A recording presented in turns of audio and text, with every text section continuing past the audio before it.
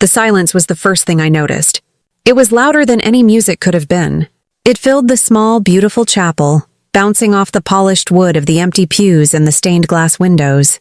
My wedding dress, a simple A-line I had saved for a year to buy, felt heavy on my shoulders, like a costume for a play where the rest of the cast had failed to show up. My name is Lauren Mitchell, and I was 29 years old. It was 3 o'clock in the afternoon on a perfect Saturday in June, the day I was supposed to marry the love of my life, Ethan Parker. But as I sat on a small chair in a side room, clutching a bouquet of wilting peonies, I knew something was terribly wrong. Not a single member of my family was there. Not my mother, not my aunts or uncles, not my cousins, not even my father, Robert Mitchell. The man who had held my hand just last week looked me in the eye and promised, "I'll be there, kiddo." I wouldn't miss it for the world. He was supposed to walk me down the aisle. Instead, he had vanished. My phone buzzed on the table beside me. I didn't want to look. I knew what I would see. But I did it anyway. It was a picture posted by my cousin. There they all were, my entire family, gathered on a sunny patio, smiling and laughing. My mother, Margaret, was holding a pastel-colored gift. My father was raising a glass in a toast. And in the center of it all, glowing under a banner that read, "It's a boy," that was my sister Emily.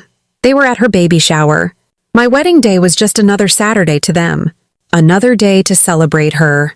To understand how a family could do that, you have to understand my sister, Emily. She was born 2 years before me, and from her first breath, she was the sun our family orbited around. I was just a shadow she cast. Our mother, Margaret, was the architect of this universe. In her eyes, Emily was a star, destined for greatness.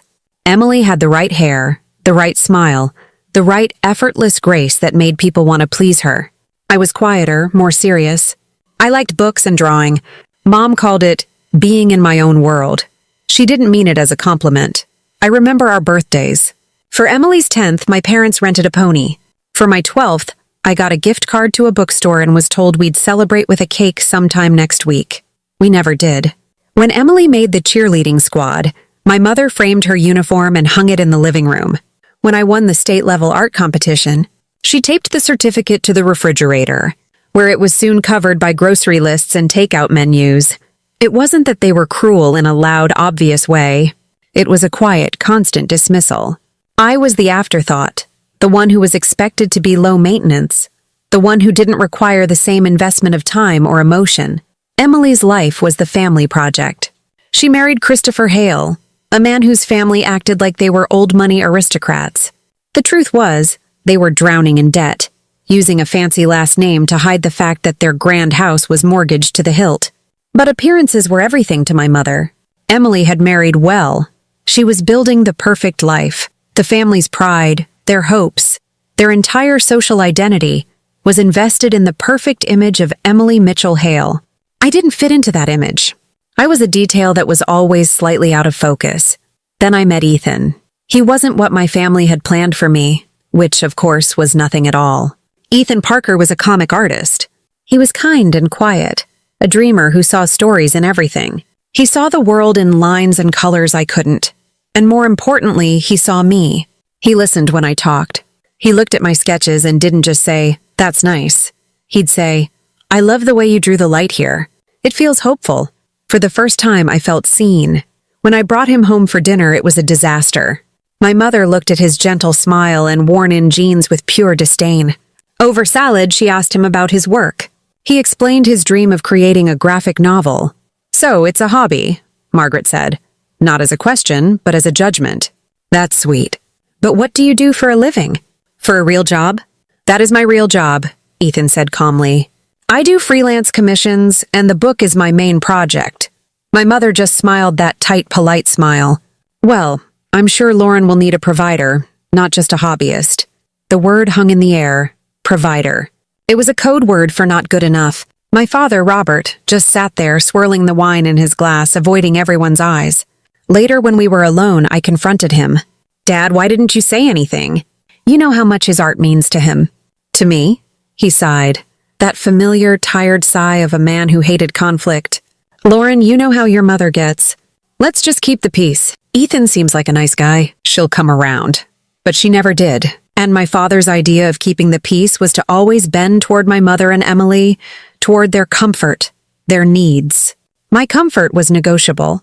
When Ethan and I got engaged 6 months later, the reaction was lukewarm. Emily was the one who delivered the final, calculated blow. We had set our wedding date a year in advance, June 14th. We sent out save the dates. The whole family knew. 3 months before the wedding, Emily announced she was pregnant. We were happy for her, genuinely. But then came the announcement for her baby shower. It was a big, catered event at her and Christopher's house. The date she chose? June 14th. When I called her, my voice shaking, she was so casual. "Oh my God, Lauren, was that your wedding day?" "I'm so sorry." With the baby brain and all the planning, it totally slipped my mind. It's the only weekend the Hales could do. You understand, it wasn't a coincidence. It was a power move. She was reminding me of my place.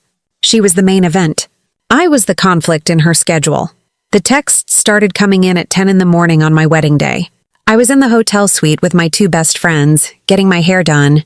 The first one was from my aunt. "So sorry, sweetie, can't make it. Got cornered by Christopher's parents, you know how they are. Have a beautiful day." I stared at the screen. An hour later, another one, from my uncle, running late from Emily's thing. "Don't wait for us to start." Then came the one from my mother. My hands were trembling as I read it. "Lauren, I'm so sorry, but I can't leave. Emily needs me. She's feeling very overwhelmed with all the guests. She's the priority today. I'll call you tomorrow. She's the priority today." She wrote it down. A truth I had known my whole life, now spelled out in cold blue text. My best friend took the phone from my hand. "Don't look at it anymore, Lauren," she said, her voice soft. But I was waiting for one more. The one that mattered most. The one from my dad. For hours, his name didn't appear on my screen. I held onto a tiny, stupid piece of hope. I thought, he'll be different. He promised. At 2:30, with the ceremony scheduled for 4, his message finally came. It wasn't a call. It was a text. "Things are very celebratory here, so sorry. It's hard to get away. Emily's moment is very important to us. We'll make it up to you. Love, Dad." That was it. My heart didn't break. It felt like it just stopped. Every word was a small, sharp dagger. Celebratory here. Hard to get away. Emily's moment. He wasn't just absent. He was choosing to be absent. He was choosing her joy over mine. Each text message wasn't just an excuse. It was a confirmation of what I had always suspected. I was not a daughter to them in the same way Emily was. I was a supporting character. And today, I had been written out of the script entirely. At 3:50, 10 minutes before the ceremony was supposed to begin, I was hiding. I had left my friends in the main room and slipped into a small empty office near the chapel. I was in my dress. My makeup was perfect. But I was folded into a chair, trying to breathe without letting out the sob that was clawing at my throat. I didn't want Ethan to see me like this. I didn't want his memory of his wedding day to be of his bride crying alone in a back room because her family decided she wasn't worth their time. The door creaked open. I expected it to be one of my friends, but it was Mr. Adams, our landlord. He was a man in his late 70s, a retired diplomat who lived in the apartment above ours. He was always impeccably dressed, kind, and reserved. We had invited him out of courtesy, never imagining he would come. He stood in the doorway holding his hat in his hands. He took in the scene, me, alone, in my wedding dress, with tears threatening to ruin my mascara. He didn't ask what was wrong. He already knew. He had seen the empty family pews. He walked over slowly and stood in front of me.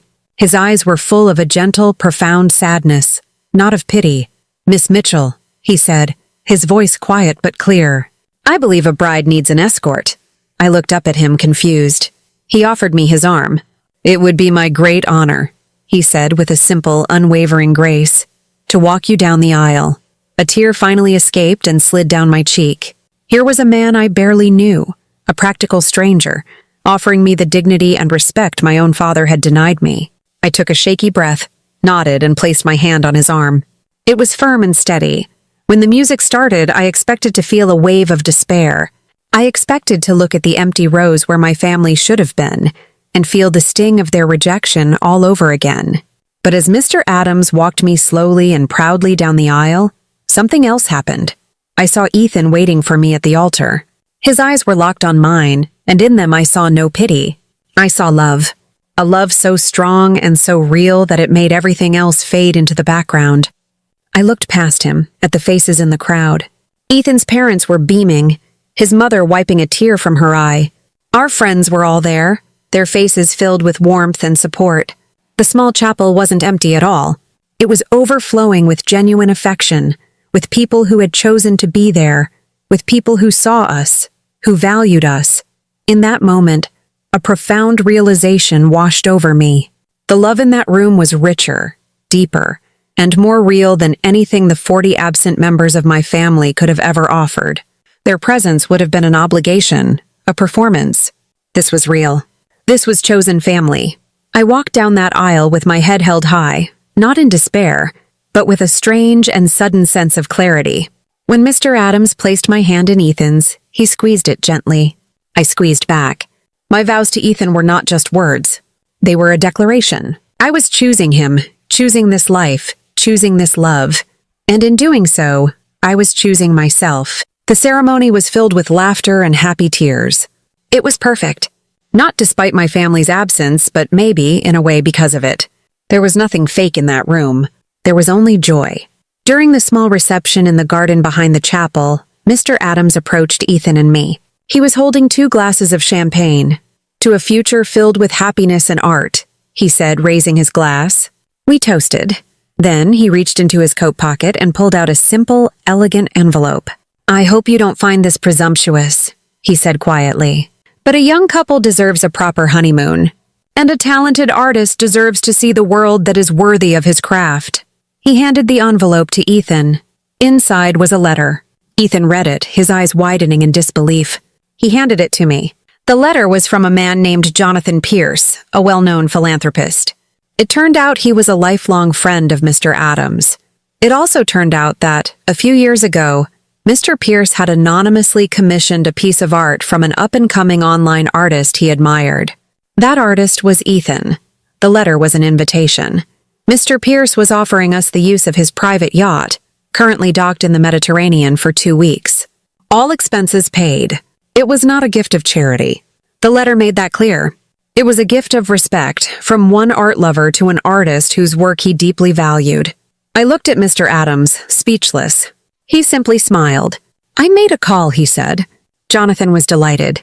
"He said the world needs more beauty and your husband creates it.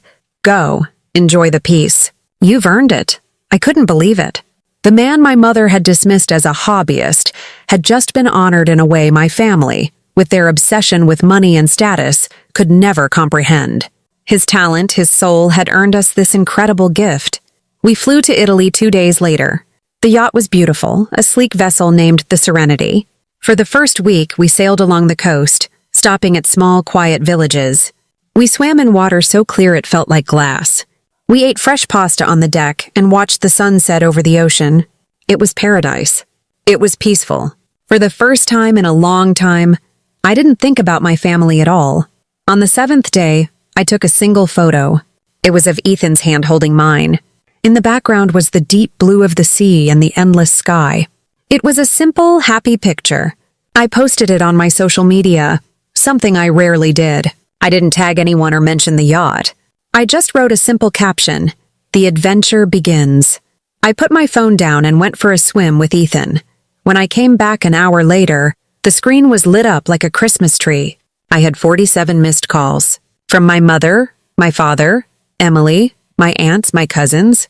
As I watched, another call came in from my mother. Then another from Emily. Texts poured in. A frantic flood of question marks. "Where are you? Whose boat is that? Lauren, call me now." Over the next few hours, the number of missed calls climbed into the hundreds. The peace was shattered. Their silence had been broken, not by an apology, but by a frantic, demanding curiosity. For 3 days, I ignored the calls. I let them go to voicemail. I let the texts pile up, unread. Ethan told me I didn't have to answer, that we could throw the phone into the ocean. But I knew I had to. Not for them, but for me. This was a conversation I needed to finish. On the 10th day of our honeymoon, as we were docked in a quiet cove, I saw my mother's name flash on the screen again. I took a deep breath and answered. I put the phone on speaker so Ethan could hear. "Lauren? Lauren, finally. Where are you? What is going on?" Her voice was frantic, high-pitched with a mix of anger and panic. "I'm on my honeymoon, Mom," I said, my voice perfectly calm. "Your honeymoon? On a yacht? Don't be ridiculous. Where did that yacht come from? Whose money is paying for this? Did that boy of yours get you into some kind of trouble?" In the background, I could hear Emily's voice, sharp and screeching. "Ask her who she's with, Mom. Ask her who she's using." The jealousy was so raw it was almost pathetic. I waited for them to finish. The sea breeze was warm on my skin. Ethan sketched in his notebook beside me, a quiet, solid presence. "It's a gift," I said, my voice steady. "A gift? From who?" my mother demanded. "Nobody gives a gift like that for no reason. How much did it cost?" And that was it. That was the core of it all. For them, everything had a price tag. Value was measured in dollars, not in worth. "You're asking the wrong question, Mom," I said calmly. "You're asking about money. This wasn't about money. It was about respect. Ethan's talent earned us this. A respected man who loves art gave this to us because he values what Ethan does. It's a kind of value you've never understood, something you never once saw in me or in him." There was a stunned silence on the other end of the line. I could almost hear their minds trying to process it. The narrative they had built for me, the quiet, unsuccessful daughter with the hobbyist husband, had just crumbled. They couldn't compute a world where my life, our life, could be blessed with something they couldn't buy or control. We never spoke about it again. The calls eventually slowed, then stopped. They were left reeling, trapped in their world of appearances and judgment, unable to understand how the daughter they had written off could be cherished in ways they couldn't imagine. Their power over me had always been my need for their validation, my hope that one day they would finally see me. On the last day of our trip, I sat on the deck, sipping champagne. Ethan was beside me, sketching a pod of dolphins that were leaping through the waves. My phone was on the table, silent. I picked it up, looked at the long list of missed calls from my family, and I pressed the power button. The screen went black. A feeling of profound peace settled over me. They thought that by leaving me alone at the altar, they were diminishing me, showing me how small my world was without them. They had no idea. By abandoning me, they had unknowingly and finally set me free. If you've ever been underestimated, like this video and subscribe. Tell me in the comments where you're watching from.